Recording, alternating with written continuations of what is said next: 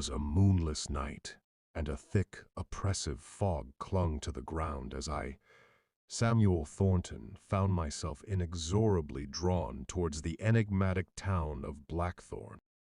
Its very name sent shivers down my spine, for it had long been whispered of in hushed tones, a place steeped in dark legends and macabre tales.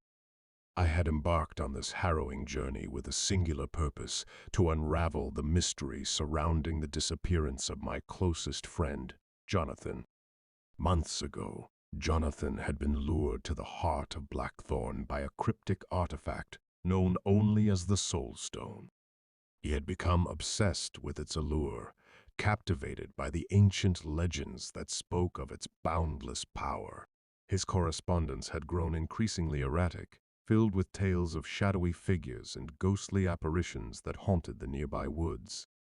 As I arrived in Blackthorn, the eerie stillness that greeted me was palpable, as if the very air held its breath in anticipation. The surrounding landscape seemed to wither beneath a perpetual gloom, and the mournful howls of unseen creatures echoed in the distance.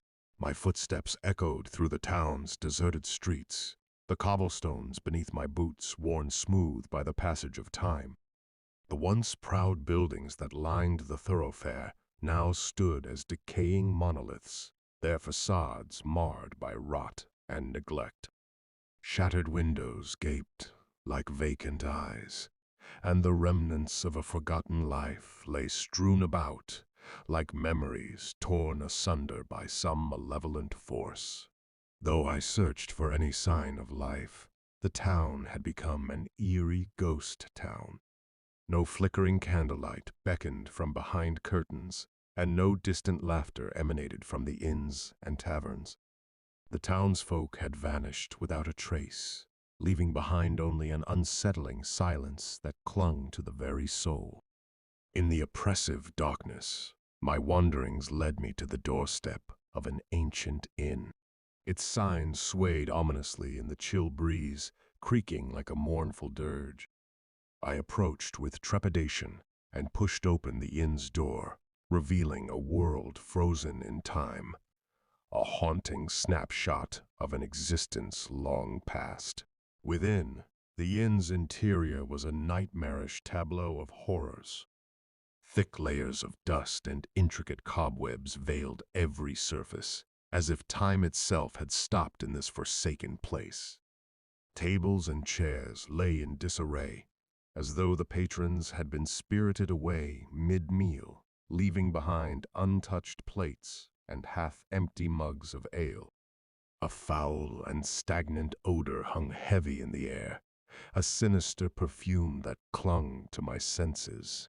My lantern's feeble light cast eerie shadows upon the cracked walls, and as I ventured deeper into the inn, a palpable sense of foreboding settled upon me.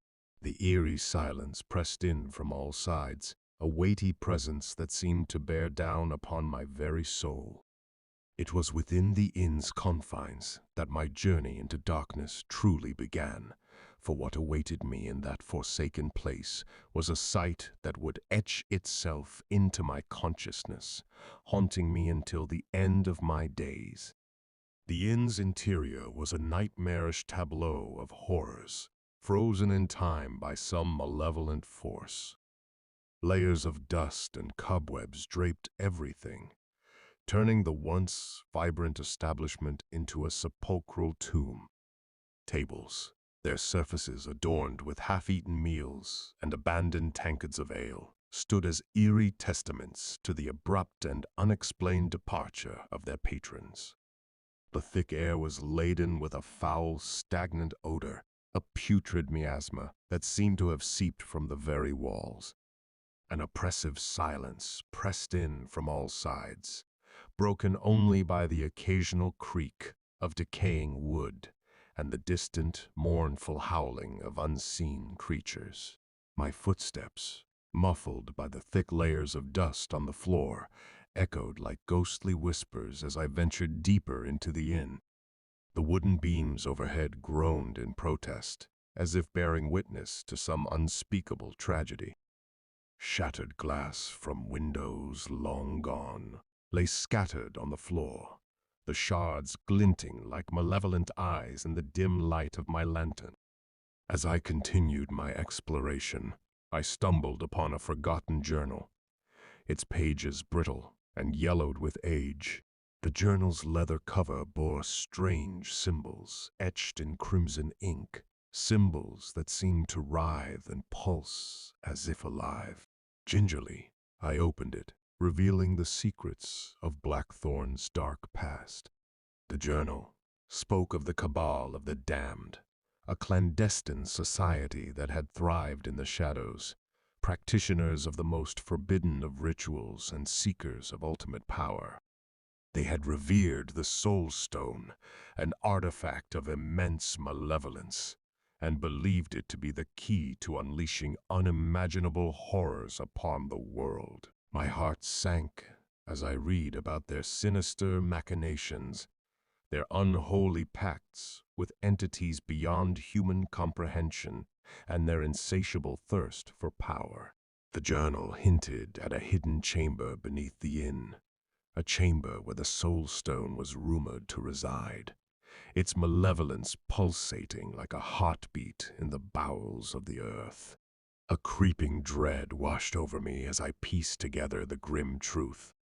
Jonathan had fallen victim to the Cabal's dark designs, and now I too was ensnared within this accursed town.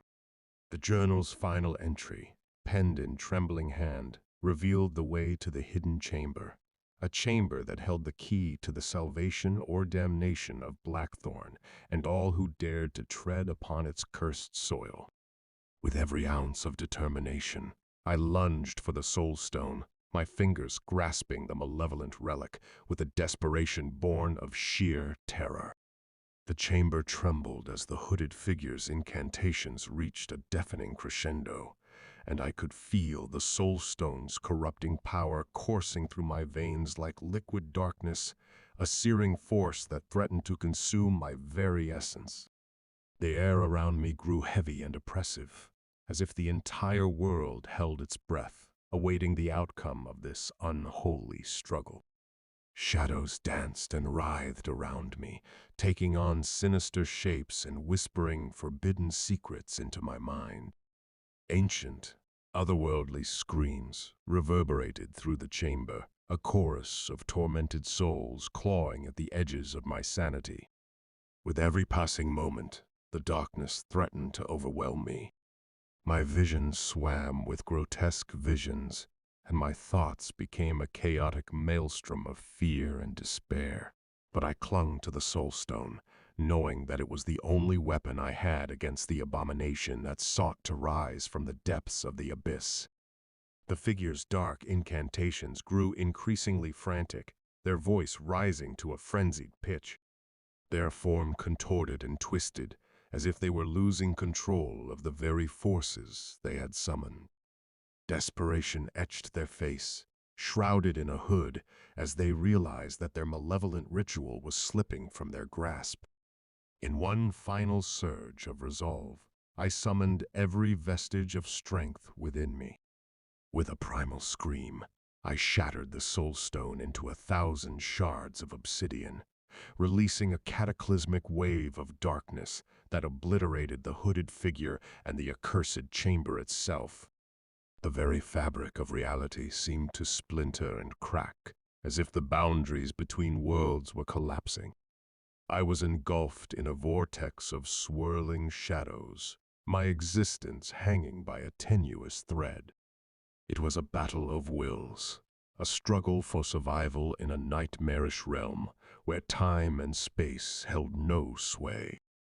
As the maelstrom subsided, I found myself battered and bruised, but miraculously alive, lying amidst the ruins of the inn above. The malevolent presence that had clung to Blackthorn for centuries began to dissipate, like a fog lifting in the wake of a tempest. The first rays of dawn pierced the stormy skies, casting a feeble light upon the accursed town. The long-forgotten townsfolk slowly began to reappear, their eyes wide with confusion and dread, as if awakening from a nightmarish slumber. Jonathan remained lost to the darkness, his fate sealed by the very relic that had consumed him. I bore the scars of that fateful night, both physical and spiritual, haunted by the knowledge of the evil that had lurked beneath Blackthorn. Some secrets, I realized, were better left buried in the annals of history, for to unearth them was to invite darkness into one's soul, a darkness that could consume us all.